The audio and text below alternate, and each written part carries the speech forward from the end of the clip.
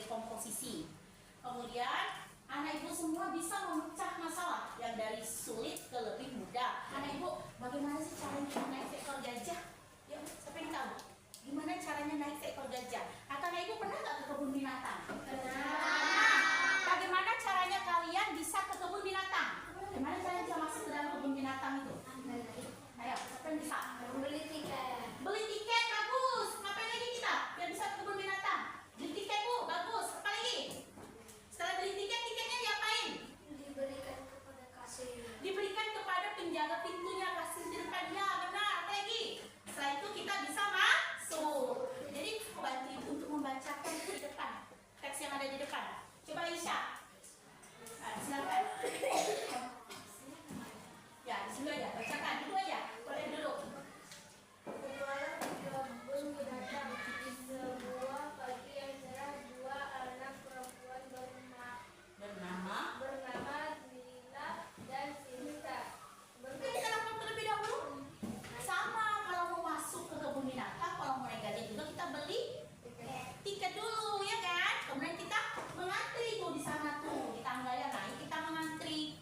Serahkan tiket itu kepada petugasnya. Tiba nanti di giliran kita akan dibukakan pintunya, lalu ada si gajah yang mendekat. Nah, seperti itu terlihat digambarkan. Nah, barulah kita bisa naik ke punggung gajah. Jadi terjawab sudah kebingungan dari Sita dan Lila. Ternyata kita hanya perlu bertanya, mana sih caranya kalau mau naik gajah, ya kan? Kalau bertemu petugas yang ada di sana, kita hanya perlu bertanya. Oke, kita lanjutkan. Nah, anak ibu, jadi berpikir komputasional itu yang bagaimana sih? Jadi berpikir komputasional itu adalah suatu metode atau cara berpikir untuk memecahkan masalah yang kompleks dengan menerapkan teknik ilmu komputer atau sering disebut dengan informatika yang melibatkan 4 konsep dasar. Apa saja konsep dasar dari berpikir komputasional itu sendiri? Yang pertama apa? Dekomposisi. Konsep dekomposisi. Yang kedua, pengenalan pola. Yang ketiga, abstraksi. Dan yang keempat adalah algoritma untuk menghasilkan solusi yang efektif dan terstruktur. Itu dianya. Nah, berikutnya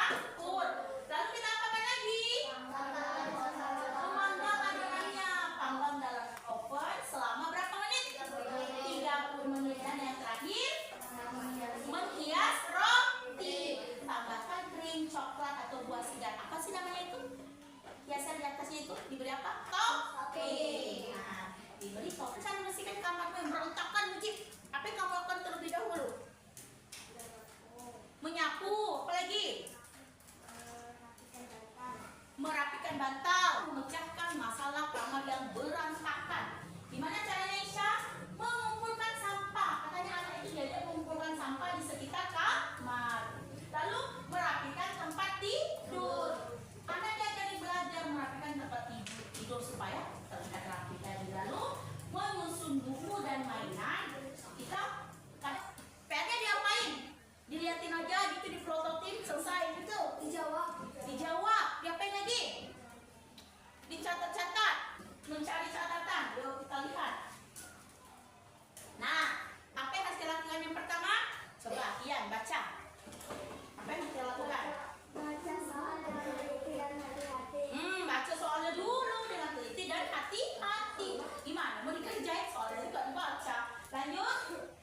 Cari informasi atau contoh yang relevan. Cari informasi contoh yang relevan. Boleh. Dari mana kita mencarinya? Contoh-contoh itu boleh dari buku. Nah, anak ibu sudah duduk sesuai kelompok yang sudah dibentuk. Sekarang ibu akan bagikan materi dan LKPD-nya ya.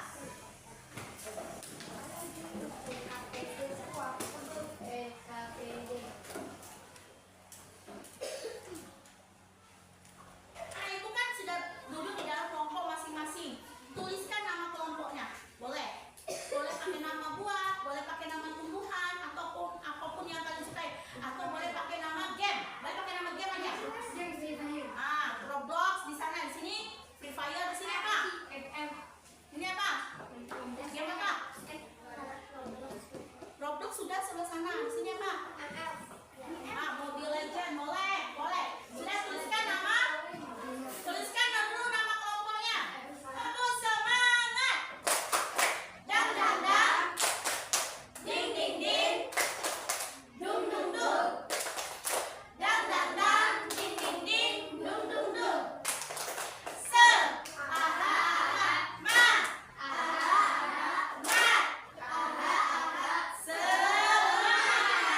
Oke, silakan duduk bekerja di kelompoknya masing-masing. Pilih dulu ya bagian-bagian robotnya ya. Ayo diskusikan apa aja. Kalau mau bikin robot apa dulu? Tulis kepala. Misalnya kepala dulu gitu. Ayo silakan.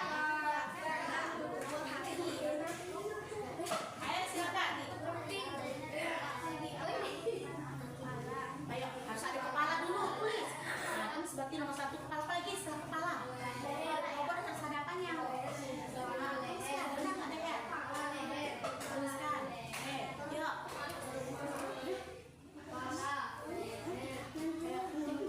Bisa bikin robot.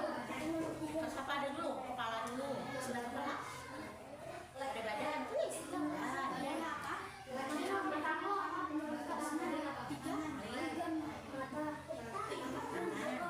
Harus perlu nggak ada tangannya?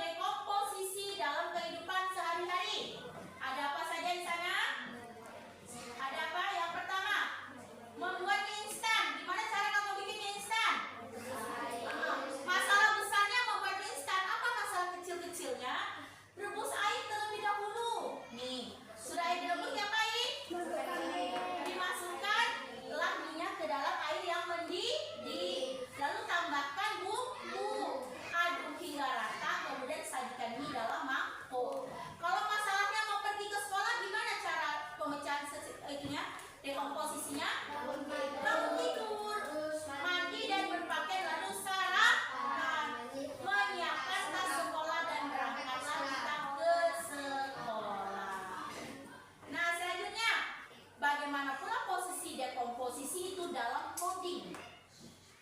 Di dalam coding, dekomposisi digunakan untuk memecah masalah program menjadi beberapa bagian kecil dalam bentuk fungsi ataupun langkah. Contohnya, membuat program sederhana untuk menghitung luas persegi panjang. Apa yang harus dilakukan? Yang pertama, masukkan dulu berapa ukuran panjangnya, berapa pula lebarnya, lalu hitung luasnya. Yang satu itu yang mana rumusnya panjang kali lebar. Barulah berikutnya ditampilkan hasilnya.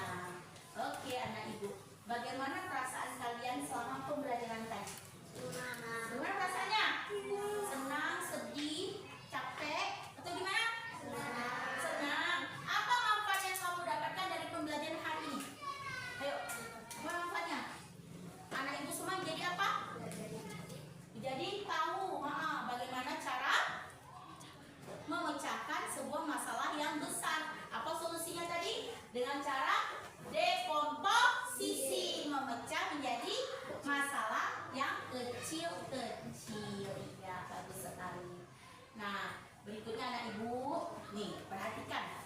Kemampuan untuk mengatasi masalah besar dengan memecahnya menjadi bagian-bagian kecil yang membuat masalah lebih mudah dikelola dan diselesaikan secara sistematis itu sangat diperlukan dalam kehidupan sehari-hari. Kenapa? Karena dengan begitu kita dapat menerapkan pendekatan yang terfokus, meningkatkan efisiensi, maksudnya lebih menghemat waktu ya, dan melatih kreativitas kita dalam mencari solusi ya, mencari jalan keluar, dan akhirnya menumbuhkan pola pikir yang lebih terstruktur dan nantinya kan kita tidak mudah menyerah menghadapi tantangan yang ada dalam hidup kita. Kan kalau ketemu yang sudah langsung udahlah bu, aku udah bisa bu. Kalau ditanya anak-anak, ibu udah ngerti bu, karena belum apa, belum belajar dekomposisi, belum belajar konsep berpikir komputasional. Tapi setelah belajar hari ini anak ibu harus bisa, nggak boleh lagi menyerah. Begitu diberi soal, berapakah luas dari persegi panjang? Jika panjangnya 4 meter, lebarnya 2 meter. Berapa luasnya? Panjang kali lebar 4 kali 2. Berapa hasilnya? 8 meter. Atau begini masalahnya, Rudi akan pergi ke sekolah. Jarak rumahnya ke sekolah itu jauh. Bagaimana cara Rudi ke sekolah? Naik sepeda, kata Zaila. Boleh. Naik apa lagi? Bangun pagi, mandi, makan, sarapan, berpakaian yang rapi. Apa lagi? Menyiapkan buku, berangkat ke sekolah menggunakan sepeda. Berangkat ke sekolah pakai sepeda motor. Boleh pergi sendiri ataupun diantar oleh orang tua. Itu dianya. Oke? Nah, berikutnya anak ibu, untuk pelajaran kita berikutnya, kalau tadi kita sudah belajar dekomposisi, berikutnya kita akan belajar pengenalan pola. Anak-anak ibu silahkan pelajari dulu materi itu di rumah ya. Pengenalan pola pada berpikir komputasional. Besok di hari Rabu berikutnya kita akan belajar materi ini. Oke anak ibu? Nah, semuanya kita sudah berada di akhir pembelajaran kita pada hari ini. Terima kasih kalian sudah berpartisipasi dengan baik